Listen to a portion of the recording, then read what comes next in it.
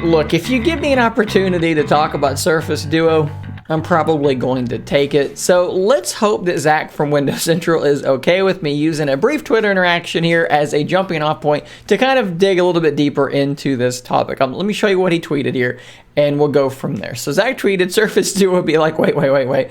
So this is a video here that is about to begin playing again of the gestures on the Oppo Find N. Now, I've actually talked about this numerous times on this channel already for a couple of reasons. One, the Oppo Find N kind of looks like Surface Duo without, the hinge down the middle separated into two screens. The aspect ratio when you split screen it, as you can see, is really, really similar to the aspect ratio of Surface Duo, just having two screens. It also has a really nice set of gestures, like a two-finger swipe down where it then slides over and gives you a display that is basically, I believe it's your cover display.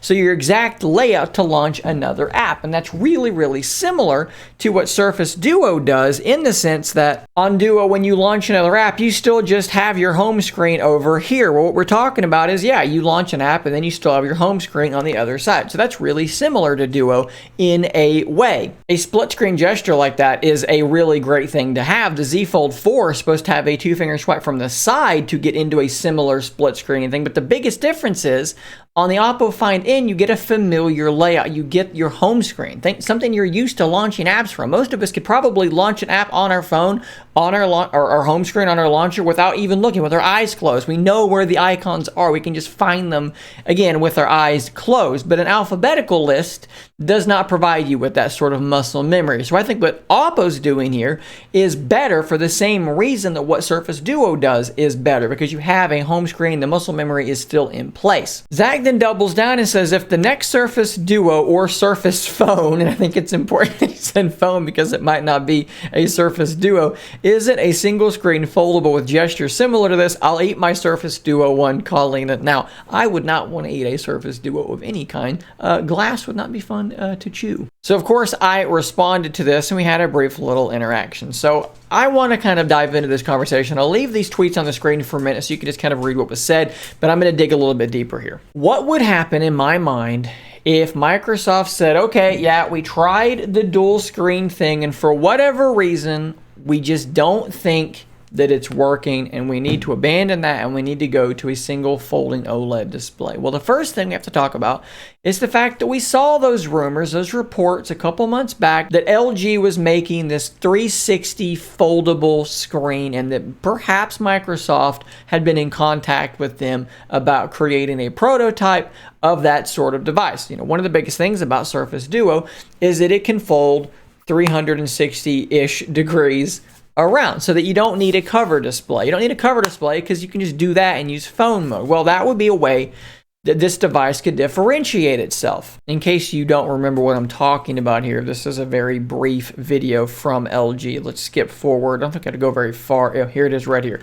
So these are 360-degree foldable OLEDs. You can see in this image here that one is folded this way a bit and the other one is folded this way a bit. It's going the other direction, and they actually pull one out and demonstrate that this thing is actually able to be folded open and then all the way around. So the idea was that perhaps Microsoft could use this technology and have a folding OLED that would allow you to do some more interesting things, would kind of get rid of some of the problems people have with Duo, i.e. the hinge down the middle.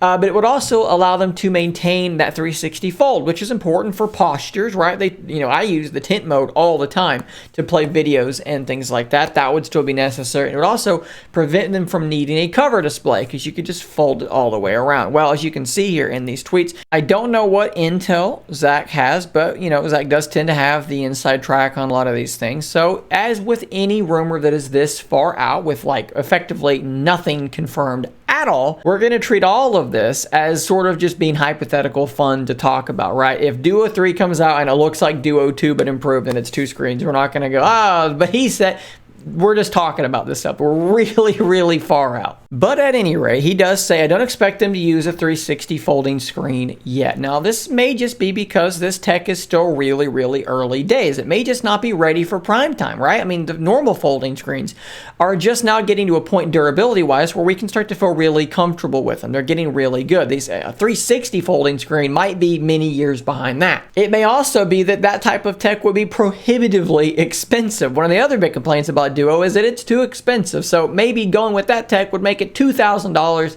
And that doesn't really help your cause either. Now, Zach also does say more likely to be a cover screen and internal folding screen. So basically, just like a Z Fold, dual screen can be simulated in software, but I expect they'd rather go for a more it just works approach with gesture-based multitasking. So something like we saw in this above video is what Zach is thinking.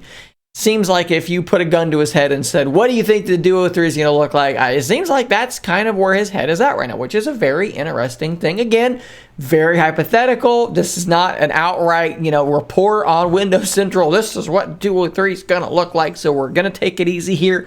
Being hypothetical, we're just talking. So this was my response to that. And this is something I'm going to dig a little bit deeper in. I said, obviously, we can't prejudge a hypothetical device. But for me, if the next Surface Duo is effectively just a Z Fold with a Surface logo on the back of it without a whole lot to differentiate itself, Z Fold's going to have these gestures too, it's going to have a taskbar. I don't know that that's a device that I'm personally interested in buying. That's a device that I don't know how it could possibly differentiate itself from the other devices around it that are probably going to be better. They're probably going to have better cameras. They're probably going to have a more polished, more rich software experience. Who buys the lesser version of a product? It's going to be expensive still, right? Who is that for? Now, I've always thought that there's one really obvious thing that they could do if they go that route to differentiate themselves. It's important to remember that Android does not see this device as having two screens. It sees one screen, and then they use software to basically draw a line down the middle where nothing can be. And how it works on Duo is that if an app is on this screen, right, on the launcher, and you launch it, it will just automatically go into multi-window and open on this screen. And if you launch something over on this screen, well, the opposite is going to happen. It's going to multi-window it on this screen. But again, it's important to remember that Android does not see a hinge here. It doesn't give any attention to the hinge. They've literally, like if I take a screenshot of this, and I go into my photos and I zoom in, you will see that's not a hinge, that's my wallpaper, right? It just continues, it carries over. That is how it is seen. Android sees a tablet with a software line drawn down the middle, and Microsoft could do the exact same thing with no hinge in place. It could be a device that looks like this does when it's in its, when you do the gesture down to go into split screen, that right there could be done automatically so that there is always, two windows open on your launcher. If you launch one of these apps, it'll split screen over here. Imagine that, there's another section of apps over on this screen. You launch over there, it, multi-windows over there.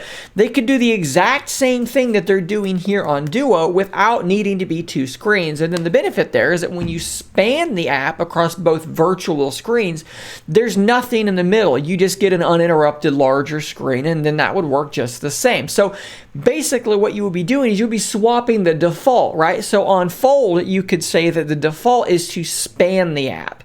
And then the secondary use would be to manually split window or multi-window the apps. With this hypothetical device, it would be just the opposite. The default is to multi-window, and then the secondary use is to span across both virtual screens. And I'm just going to come out and say it, without something like that, there will be no reason to buy that device.